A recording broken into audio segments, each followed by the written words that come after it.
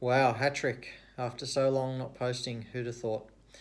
I thought I'd try something different today. I saw this idea on someone else's social media feed. I think it might have been Eric Cressy, uh, and I thought it was worth a try. Try see if we can stimulate some discussion, and it was to discuss a case study.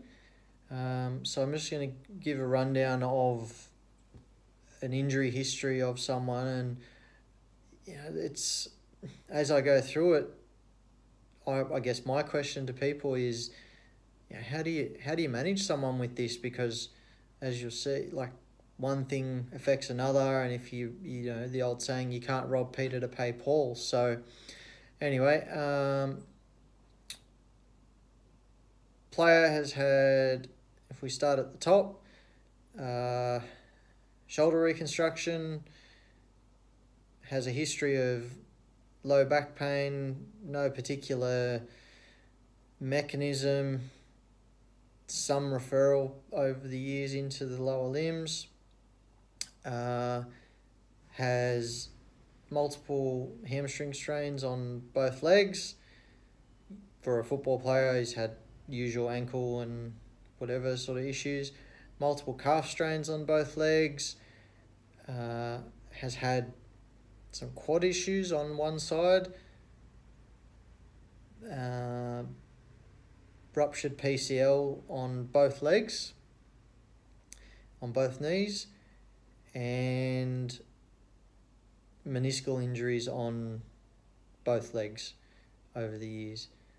And as I tried to work with this player to bring him back from a hamstring strain or a calf or whatever, it seemed like as soon as you tried to put the emphasis on the current problem, either you couldn't because that would negatively impact one of those other problems, or you could, but then because you weren't putting as much emphasis on one of those other problems, you ended up with that flaring up, and it was a cascade of issues.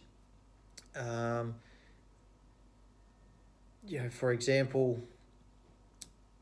when you're trying to manage or trying to rehab a hamstring strain, you need to get stronger in your hamstrings. You need to do a lot of work in the hamstrings. But conservative management of a PCL injury would suggest actually becoming more quad dominant than hamstring dominant. But as most athletes know who don't have any history of either of those things, often if you are more quad dominant than hamstring dominant, you'll end up straining your hamstring. So it's been a very, very fine balance to do enough hamstring stuff and enough without aggravating the knee, but then enough quad stuff to not just keep tearing his hamstring, and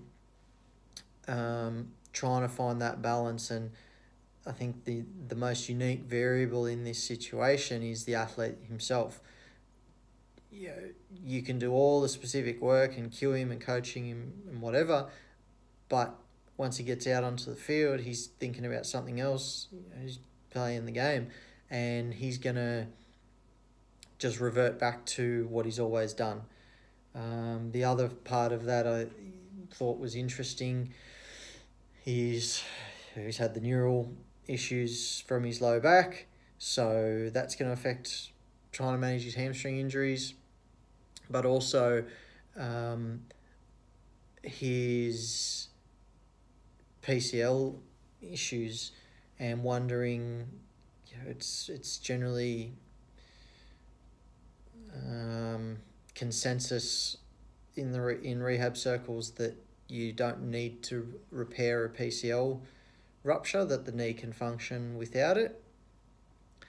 But I have read some evidence around that putting more stress and causing more problems in the knee joint and the meniscus. So for the sake of, whilst it would cost you more weeks initially after a PCL rupture, has that led to this person's meniscus problems?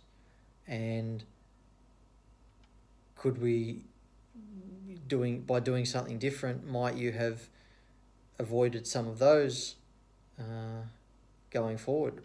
I don't know.